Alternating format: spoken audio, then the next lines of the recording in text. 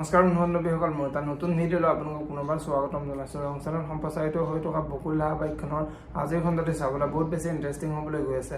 যদিহে আপোনালোকে বকুল ধাৰাবাহিকখন চাই ভাল পায় তেনেহ'লে ভিডিঅ'টোত এটা লাইক কৰি আমাৰ চেনেলটো ছাবস্ক্ৰাইব কৰি ল'ব, এনেকুৱা ধৰণৰ আপডেট মোৰ পাই থাকিবলৈ। বকুল ধাৰাবাহিকখনৰ আপোনালোকে যোৱাদিখনত দেখিবলৈ পাইছিলে অদিতি অনাবিলৰ ওচৰলৈ গৈছিলে আৰু অনাবিলৰ ওচৰলৈ গৈ সেইদিনাখন মই আপোনাক বেয়াকৈ কোৱাৰ বাবে তাৰ বাবে চৰি বুলি অনাবিলৰ আগত কৈছিলে। আৰু এতিয়া অনাবিলে তুমি মোক চৰি ক'ব নালাগে, মই তোমাক নিজৰ বুলি ভাবোঁ, সেইবাবে মই তোমাক সহায় কৰিছিলোঁ। আৰু এনেও কথা এষাৰ আছে, উপকাৰী অজগৰে খাই বুলি অদিতিৰ আগত কৈছিলে।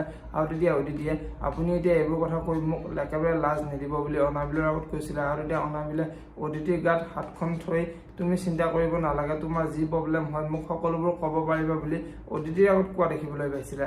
আৰু আজিৰ খণ্ডতে দেখিবলৈ পাব আৰু মন্দিৰা পেহীয়েকহঁতৰ ঘৰলৈ যাব আৰু পেহীয়েকহঁতৰ ঘৰলৈ যোৱাৰ পিছত তাৰে মানুহবোৰে আদিৰ কথাবোৰ সুধিব।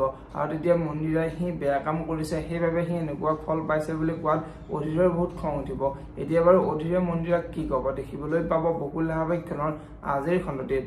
আজিৰ খণ্ডত আদিৰ দেউতাক আদিৰ ওচৰলৈ আহিব আৰু আদিৰ ওচৰলৈ আহি তোৰ ওপৰত অদিতিয়ে কেছটো দিয়াৰ বাবে আমাৰ কোম্পানীৰ বহুত লোকচান হৈছে, আমাৰ কোম্পানীয়ে এতিয়া এখনো টেণ্ডাৰ পোৱা নাই বুলি আদিৰ আগত ক'ব। আৰু আদিৰ দেউতাকে এই অদিতিৰ কিবা এটা কৰিব লাগিব বুলি আদিৰ আগত ক'ব। এতিয়া বাৰু আদিয়ে অদিতিৰ লগত কি কৰিব দেখিবলৈ পাব বকুল ধাৰাবাহিকখনৰ আজিৰ খণ্ডতে। যদিহে আপোনালোকে বকুল ধাৰাবাহিকখন চাই ভাল পায় তেনেহ'লে ভিডিঅ'টোত এটা লাইক কৰি আমাৰ চেনেলটো ছাবস্ক্ৰাইব কৰি ল'ব, এনেকুৱা ধৰণৰ আপডেট মোক পাই থাকিবলৈ। ধন্যবাদ।